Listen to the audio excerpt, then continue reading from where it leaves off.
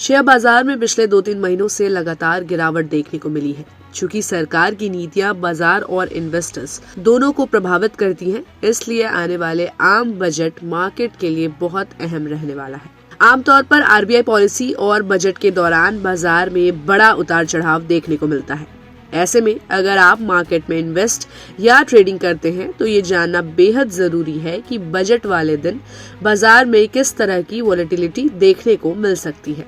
आम बजट 2025 में सरकार कैपिटल एक्सपेंडिचर को प्रायोरिटी देने, मैन्युफैक्चरिंग डेवलपमेंट पर जोर देने के साथ साथ इनकम टैक्स के मोर्चे पर भी कुछ राहत दे सकती है।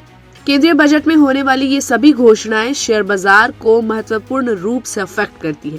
आइए आपको बताते हैं कि बाजार एक्सपर्ट्स बजट वाले दिन इन्वेस्टर्स को किस तरह की सलाह दे रहे हैं। रिपोर्ट के अनुसार शेयर.मार्केट के सुजीत मोदी ने कहा कि बजट वाले दिन बाजार में रहने वाली अस्थिरता के ऐतिहासिक आंकड़ों को देखते हुए पिछले 14 सालों में निफ्टी 50 ने ऐसे 12 मौकों पर 2 से 3% का इंट्राडे मूवमेंट दिया है।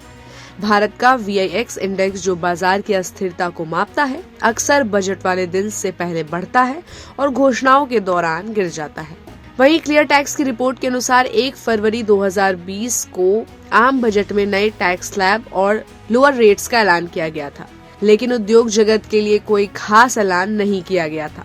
इस वजह से मार्केट में गिरावट आई और सेंसेक्स 2.43% टूटकर 40,000 के नीचे बंद हुआ। इस दिन इन्वेस्टर्स को BSE पर लगभग 3.5 लाख करोड़ रुपए का नुकसान हुआ।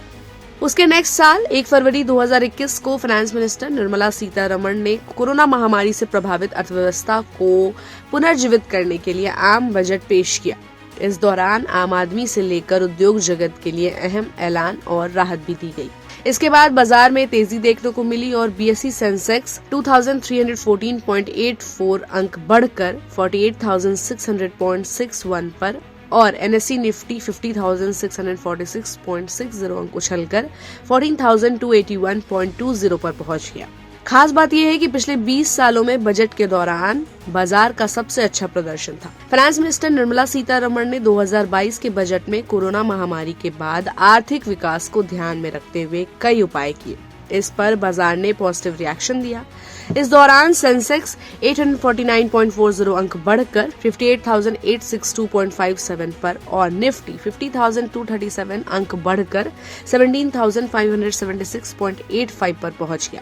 2022 के बजट वाले दिन फार्मा, FMCG, मेटल, IT और रियल्टी जैसे सेक्टर में बढ़त देखी गई। आम बजट 2023 वाले दिन सेंसेक्स 1100 अंक से ज्यादा चढ़ा, लेकिन 158.18 अंक बढ़कर 59,708.08 पर बंद हुआ।